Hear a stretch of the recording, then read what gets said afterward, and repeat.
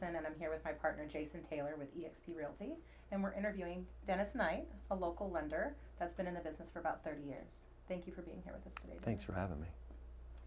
So one of the questions I think every realtor is facing right now is, when is the market going to crash? For example, like the 2008 foreclosure crisis, or, are we ever going to experience that again? It's hard to say. Predicting the future is really hard, Right. and it's difficult to know even what direction things are going. It's been going up, we know. And back in the foreclosure crisis in the past, the thing to notice about that isn't the same as now is that was preceded by 2 or 3 years of some pretty crazy, which are now illegal, lending practices. And that hasn't been going on recently now. So the best advice is to just take your individual situation, consult your realtor, and find out if there's a home that works for you right now. Add a payment with these low interest rates that we have that works for you right now, and if so, go for it. Right. Yeah, that's great advice. What is mortgage insurance? We have that question quite often.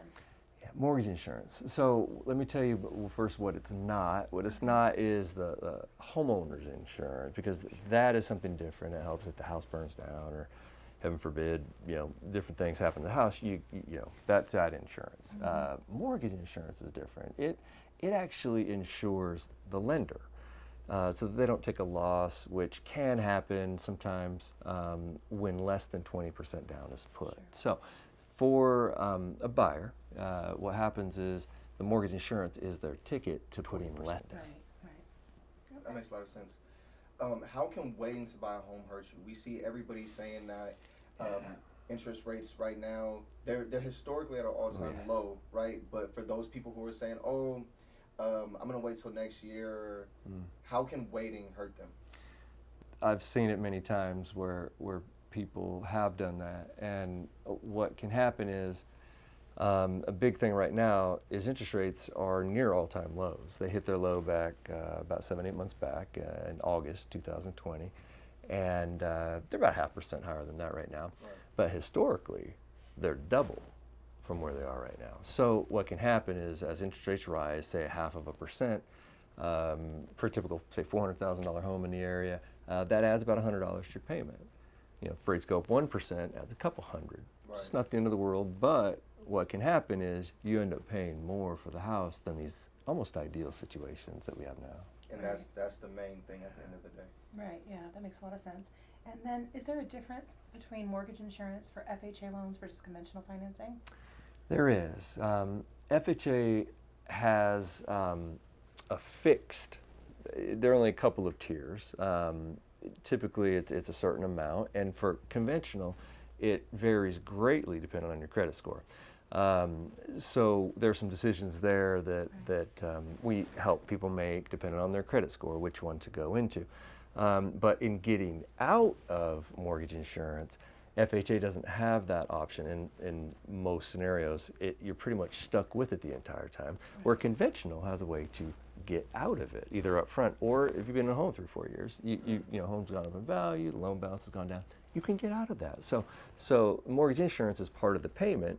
You'd like to be able to get rid of that. So we favor conventional if somebody's credit score is strong enough to get into that. Sure, that makes a lot of sense as well. Right, and that leads me right into my next question, talking about credit. So what is the bare minimum credit score that somebody would need around today's time in the market to get, for example, like a FHA loan or a conventional loan? Okay. So conventional requires a 620 or higher. Right. But typically, if they have a lower down payment, we're leaning toward FHA. Anytime someone's below 680, we typically will lean toward FHA if it's a lower down payment. Okay. FHA has more lax guidelines.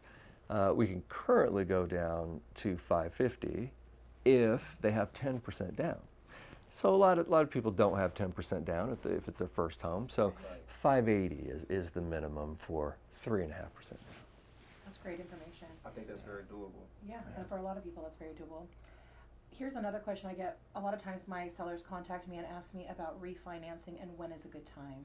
What would your advice be on that? When rates are about 1% lower than yours is kind of a standard answer. So Okay. if rates right now are around 3%, and if you're at 4% or higher, that's good. That's sort of standard. However, I've done refinances for people who have a rate right about where it's at, but they have mortgage insurance Sure, that makes that's sense. equivalent to about 1%. So, well, there's your percent you're saving. Right. Yeah. Getting rid of the Makes a lot of mortgage sense. insurance, going straight across at the same rate, but mortgage insurance is gone because maybe the value of the home's gone up. Right. So Sure. it varies from situation to situation, but you know, it's good to give us a call. Yeah, Yeah. absolutely. Always ask, right? Yeah, right. Always ask. So I guess the main point of today's conversation would be progression over perfection, right? I mean, it's hard to get to where you want to be, but as long as you're making those steps to get there, Yeah. that's what truly matters at the end of the day. So if anybody has any questions, all three of us are more than willing to help in any way that we can. We want to help you guys succeed in every way possible. So make sure that you guys DM us, call us, feel free to reach out to us anytime, and we look forward to speaking with you.